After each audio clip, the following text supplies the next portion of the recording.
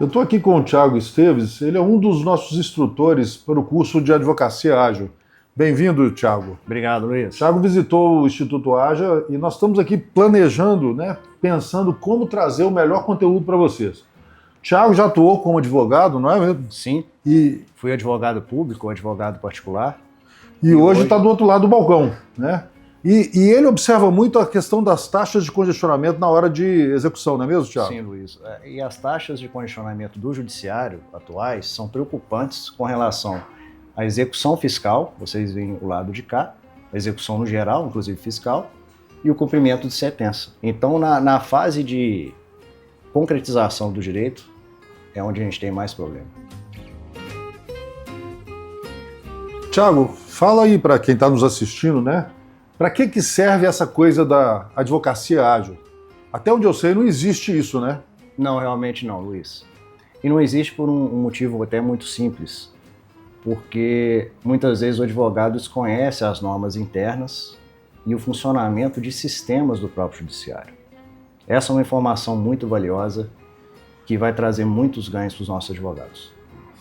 Quem está do outro lado do balcão, né, conhece o funcionamento da máquina. Advogado, se você não conhece o funcionamento da máquina, saiba que as coisas não fluem com a rapidez que precisava, né? Advogado, você que está do outro lado do balcão, se você não conhece o funcionamento da máquina, saiba que as coisas não fluem com a rapidez que poderiam fluir.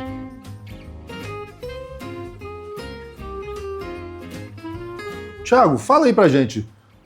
2 erros comuns que os advogados cometem na hora de tramitar um processo. Olha, Luiz, o que nós percebemos na prática é geralmente equívoco no peticionamento em processos eletrônicos e talvez uma falta de eficiência em lidar com cumprimento de sentença e execução. Fora o acompanhamento da tramitação, não é mesmo? Muitas vezes o judiciário, a gente tem a impressão que o judiciário não tem prazo, mas quando na verdade ele tem. E o CNJ estabelece isso com muita objetividade. Os advogados, na maioria das vezes, olham para o judiciário como uma caixa preta. Eles conhecem sim os sistemas mais comuns de tramitação, PJE, EPROC, SAGE, mas e os sistemas que são usados do outro lado do balcão? Se você não sabe esses sistemas, se você não conhece esses sistemas, saiba que o seu processo poderia andar com mais fluidez. Thiago, fala pra gente aí um sistema que a maioria dos advogados não conhece. Luiz, existe o Cadastro Nacional de Indisponibilidade de Bens, que é um mecanismo muito eficaz de investigação patrimonial. Ele muitas vezes pode fazer a diferença entre o sucesso e o fracasso no cumprimento de sentença ou numa execução. Muito bom. Ô Thiago, o que os advogados não sabem, né, é que o judiciário ele age sob demanda, né? Ou seja, se o advogado não souber peticionar ou não peticionar especificamente por um sistema, nem o juiz não sabe o que fazer, né?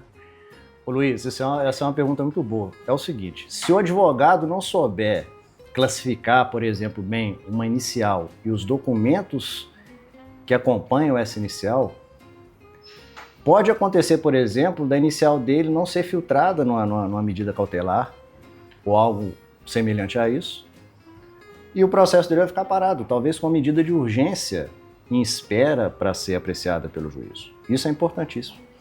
A questão da demanda eu vejo muito com relação a sistemas utilizados no cumprimento de sentença e execução. Alguns sistemas, embora sejam conhecidos pelos juízes, não há o cadastro, justamente porque não há demanda do jurisdicionado. E é o advogado que deve gerar essa demanda, no sentido de peticionar o juízo que utilize determinados sistemas e, se for o caso, se por acaso o juiz não estiver cadastrado, esse cadastro nesse sistema, justamente para trazer uma eficácia maior ao processo desse advogado. Então, lá fora já é muito aceito e comum que o advogado participe do processo de tramitação. Ou seja, é o advogado que traciona o judiciário. Aqui no Brasil, não. Os advogados, eles ficam totalmente passivos, né? Eles entregam uma petição, e eu já vi, por exemplo, petições ficarem paradas por mais de 1000 dias. Eu já vi coisas assim, mandado de segurança, que não é processado, entendeu? Ad eterno, fica lá parado. Então, aqui no Brasil, os advogados ainda têm uma postura muito passiva em relação ao judiciário. Luiz, esse é um paradigma que não é novo. Ele é antigo e ele vem da concepção do judiciário como algo completamente inerte e, por isso mesmo, completamente dependente da ativação pelo jurisdicionado, pela parte. Isso tem que ser relativizado numa moderna sistemática do processo civil. E o novo Código de Processo Civil, ele traz ferramentas para isso. O que acontece é, o princípio da colaboração foi posto no Código de Processo Civil justamente para tentar tracionar essa ideia de que o processo tramita em colaboração conjunta entre as partes e o juízo. E não necessariamente só o juízo deve impulsionar esse processo. O advogado, principalmente, é sumamente interessado na tramitação mais razoável, no tempo mais razoável desse processo. Eu já vi pedido de tutela ficar 400 dias paralisado. A gente vê cada coisa, né? A pergunta que eu faço é, cadê o advogado nessa história? Né? Cadê o advogado para instruir, ajudar a vara de justiça a impulsionar esse processo? Existem caminhos que o próprio CNJ oferece para remediar essa situação. Tanto é que recentemente o CNJ já destacou que um dos critérios de morosidade da prestação jurisdicional é justamente um processo que fique paralisado por pelo menos 120 dias. Então esse é um critério objetivo, claro que ele deve ser visto com razoabilidade, mas que já é um parâmetro interessante de uso para os advogados. Ou seja, o advogado não sabe, mas as varas de justiça têm prazo, né, para cumprir, para impulsionar perante o CNJ. Aquilo que doutrinariamente sempre se designou por prazo impróprio e a cultura de que somente a parte deve seguir prazos é uma cultura que não cabe mais na moderna sistemática. O processo civil evoluiu, os princípios constitucionais da razoável duração do processo, da eficácia da jurisdição, eles têm tido cada vez mais importância. E isso também traz a ideia de que o processo não é um fim em si mesmo, mas ele é um meio para conquistar um direito. E um processo que não leve à concretização do direito é um processo que não atende aos ditames constitucionais. Ou seja, aquela visão de que no judiciário você sabe a data que você faz a petição inicial, mas você não tem a menor ideia de quando você vai ter a conclusão desse processo, é coisa do passado. Com a advocacia ágil, esse jogo vai mudar. Sim, e há prazos para serem observados pelo judiciário, prazos que nós podemos dizer até próprios, que o próprio CNJ impõe ao sistema judiciário. E esses prazos têm que ser observados. É claro que isso vai de caso a caso, de acordo com a complexidade da demanda, com a sobrecarga do juízo, mas independentemente desses fatores, é importante que o advogado sempre esteja atento ao trâmite processual e à observância desses prazos. Isso não se ensina na faculdade, não é mesmo? Não, realmente não. E quando eu comecei a minha carreira, na época na advocacia, como eu gostaria que tivesse me falado isso.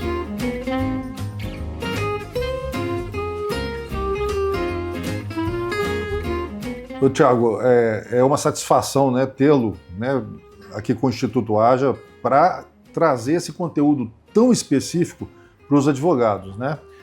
O Thiago, você trabalha na Justiça Eleitoral, não é mesmo, Thiago? Sim, eu trabalho há mais de 10 anos na Justiça Eleitoral, como analista judiciário, mas no nosso curso, não só eu vou ministrar as aulas, mas também outros colegas com muita capacidade. A Mona Lisa, por exemplo, trabalha na Justiça Estadual. Sim. Ela é chefe de gabinete. Ela é chefe de secretaria. Chefe de secretaria. A Andréia Brito trabalha na Justiça Federal. Sim, ela é chefe de gabinete e assessora de desembargador no TRF1.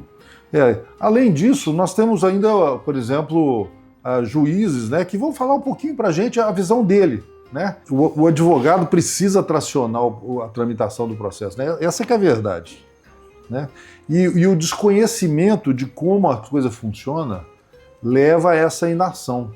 Eu conheço muitos advogados que fazem cerimônia, acham que fazer uma reunião com o magistrado, com a magistrada, para explicar detalhes do processo é um incômodo, acha que o juízo, né, vai ter eventualmente alguma predisposição contra o caso, mas a verdade é que quase sempre o magistrado ou a magistrada, eles não conseguem ter a real noção, o conhecimento de milhares e milhares, dezenas de milhares de processos que estão tramitando ali naquela unidade. Então, o papel da advogada no tracionamento do processo é fundamental. É importantíssimo. E via de regra, os juízes eles são sensíveis à demanda dos advogados, e a maior parte daqueles que eu conheço, praticamente todos, estão sempre abertos ao diálogo, especialmente porque não é só de interesse do advogado, da advocacia, mas é, sobretudo, interesse do judiciário que as questões sejam pacificadas.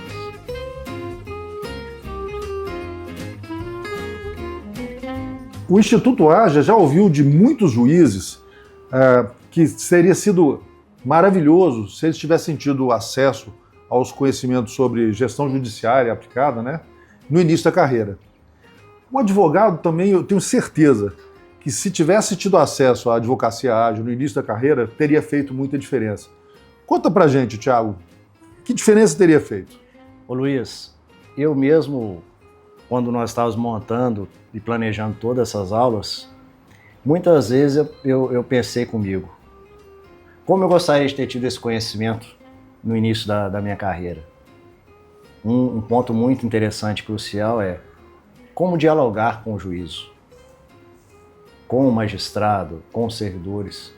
Porque muitas vezes aquele universitário, aquele que recebe a carteira da ordem, né, de forma mais recente, ele não tem um certo feeling de como lidar com o magistrado, né, esse diálogo com o magistrado, com a secretaria. E eu gostaria de ter tido isso. E naquilo que é mais prático, processualmente mais prático, eu gostaria muito de ter conhecido ferramentas de sistema que na época eu não conhecia e que já existiam, mas que eu não conhecia. Essa questão de sistema está mudando o tempo todo, né? Há bem pouco tempo atrás, nem o PJE funcionava direito, não é mesmo? Hoje nós temos PJE, EPROC, nós temos um conjunto de sistemas que estão aí e que às vezes até o advogado mais experiente, né, não sabe como lidar com esses sistemas novos, né? É um verdadeiro ecossistema de muitas ferramentas e realmente muitos advogados desconhecem esses instrumentos que são muito interessantes para conquistar o direito do cliente. Agora, no início da carreira, o advogado ainda com a insegurança do início, né, aquela coisa, né, ele não sabe como o outro lado do balcão funciona, ele não sabe trabalhar direito com os sistemas, ele não sabe, eventualmente, conversar, passar a mensagem para o juízo, aí fica complicado, não é mesmo? Fica, Luiz. Eu, por exemplo, há um tempo atrás, eu conheci um advogado que ele veio muito bravo no nosso cartório, pensando que o processo dele teria sido extinto, porque ele estava com a movimentação de concluso. Então, quer dizer, existe talvez até uma falta de conhecimento da própria movimentação do processo. E é por isso que a gente vê tantos advogados em início de carreira que desistem da advocacia e vão para uma carreira paralela, frustrados, exatamente por conta dessa frustração de encontrar um judiciário monolítico, opaco e sem saber como funciona, né? Muitas vezes o que acontece é o seguinte, a advocacia, tinha um professor meu que até dizia que a advocacia era a ars magna, a arte maior, porque o aplicador do direito ele tem, de certa forma, que conhecer um pouco de tudo. Mas realmente isso acontece. É uma profissão que talvez, em alguns casos, ela não traz um resultado imediato daquilo que é o esforço do profissional. E isso acaba desencorajando alguns. E frustrando muito, né? Quando você está lidando com uma caixa preta, que você não sabe como funciona, e ela não reage às suas petições, aos seus comandos, é muito frustrante. Sim, e essa visão tem que mudar. Ela vai mudar a partir do momento que o conhecimento do funcionamento interno do judiciário for cada vez mais disseminado na advocacia. E é exatamente esse conteúdo que o Advocacia Ágil está trazendo para os advogados, né? E vale para advogado início de carreira e vale advogado experiente, não é não? Sim, e vale até para o universitário. Posso te dizer que aqueles que estão nos últimos períodos vão aprender muito com esse curso. E vão ter aquilo que eu não tive, que é já chegar no mercado de trabalho com um conhecimento muito interessante do funcionamento da máquina judiciária. Um juiz uma vez falou para a gente assim, a minha carreira é dividida em 2 etapas, antes do Instituto Haja e depois do Instituto Haja. Eu acho que isso vale também para os advogados em início de carreira, hein? Isso com certeza, Luiz. É um conhecimento que vai ser um diferencial enorme, tanto no sentido dele colaborar com a justiça, porque você sabe muito bem que não existe justiça sem advogado, mas também não existe advogado sem conhecimento. Então a advocacia é uma profissão que, por sua natureza, depende do avanço constante no conhecimento. Então, Thiago, acho que a gente pode falar que o Advocacia Ágil, esse pacote de conhecimentos, de treinamentos, né, é um presente para o advogado nesse 11 de agosto que está chegando agora. Advogado, se você quer saber mais sobre essa proposta que o Instituto Ágil está trazendo para você, clique em Saiba Mais e se junte a esse grupo de advogados que se destacarão sabendo o funcionamento da máquina do judiciário.